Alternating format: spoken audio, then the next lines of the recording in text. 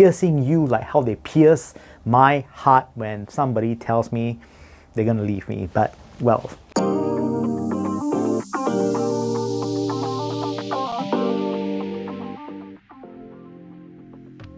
You know, there are some earphones out there, they're designed to just literally tear the boundaries of the physical realm. They try to achieve as much as they can in a tiny earphone. But today, we're not going to talk about that.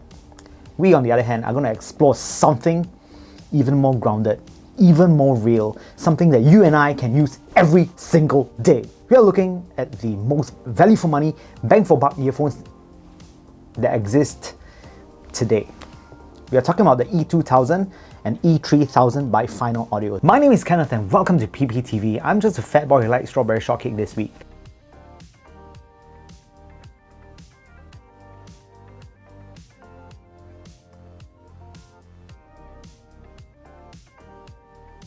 Today we're going to do a double review on the E2000 and E3000. The reason for this is because, you know, the E2000 and E3000 share many physical characteristics, and I think it'll be more convenient to just compare them side to side and you can just decide which one you like better. You know, one of the things that they are extremely alike is how they are packed inside the box. I'm going to open a E2000 and I'm going to show you what is actually inside the box, and it will be exactly almost the same with the E3000 except that the earphones are a little bit different. So inside the box, you know, the E2000, E3000 comes with the ever popular Type E ear tips by Final Audio. It also has ear hooks for you to use them over the ear style, and as well as a carrying pouch, of course. And as mentioned earlier, the earphone you get will depend on which model you select. One of the things that I would like to cover is the build quality of these earphones. Are they well built? You know, they are like not very expensive. Is it truly good? Well, it is safe to say that these earphones are built very, very well for the price. They both come in a very solid metal chassis, with the E2000 being anodized aluminum body, while the E3000 comes in a mirror finish made of stainless steel. And paired with that is a non-detachable cable that is terminated to a 3.5mm gold-plated jack. The cable might look a bit thin, but it actually is very, very durable as well. I consider the E2000 to be an extremely balanced earphone. It has an excellent blend of bass, mid-range and high frequencies. But what is most impressive about the E2000 is the soundstage at this price point. And with that, let me go into details, starting with bass. Now, the E2000's bass, it's actually very deep and punchy, and the best part about this bass is that it does not bleed into the mid-range, so you don't get that kind of, you know, overly colored mid-range sound. And you know, because of the impact that you get from the airiness, it sounds very, very realistic. Now, with regards to the mid-range of the E2000, it is a very sprightly and lively affair. It is not overly warm. Well, you basically get a very balanced sounding mid-range, whereby, you know, there's enough warmth in the tone for you to make it an enjoyable listen. It's not overly thick, which is the beauty of it. So because of that, you know, you can literally feel that there is effortlessness through the music, and it makes it a very engaging listen. This is what is very impressive about the E2000. The highs are present, but never ever peaky. You know, sometimes when I'm listening to music, the last thing that I would ever want in music would be to have the high frequencies just piercing you like how they pierce my heart when somebody tells me they're gonna leave me. But, well, this is not the earphone for that. It is actually a very, very detailed yet present listen, which is excellent. Ken, are you okay?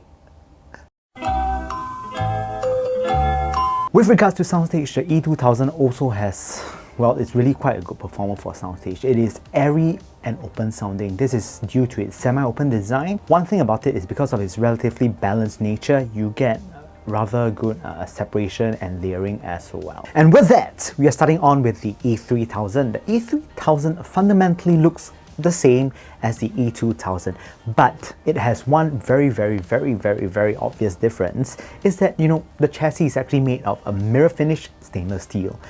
Now, apart from that, how is it different from the E2000? And we're going to find out more, starting with, as you guessed it, bass. Now the bass of the E3000 is punchy, and you get to feel the beats a lot better. One thing that is important to note is that it doesn't overextend, so it does not actually also bleed into the mid-range, which is excellent. And with regards to the mid-range, the E3000 is actually very, very different from the E2000. The E3000 is a very velvety and lush listen, and it actually sounds a bit thicker compared to the E2000.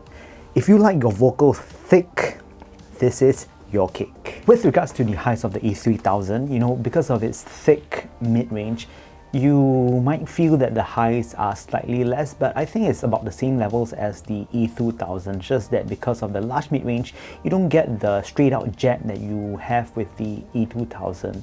And basically, it is still a very enjoying listen. In fact, I would say because of the high frequencies being like that, it's actually a more relaxed listen overall. And with regards to soundstage, the E3000 and the E2000 fundamentally are quite similar. They're both very open and airy sounding. The soundstage of the E3000 come across as a bit more intimate due to its more mid-centric sort of sound versus the E2000. In conclusion, if you're looking for very lush listening, the E3000 is the perfect choice.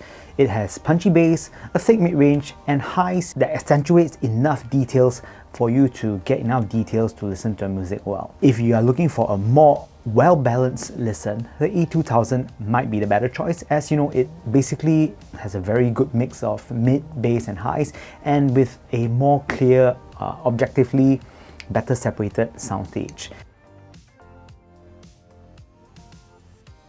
My name is Kenneth from PPTV.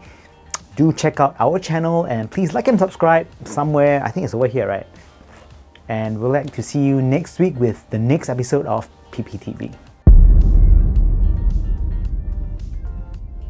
We do that.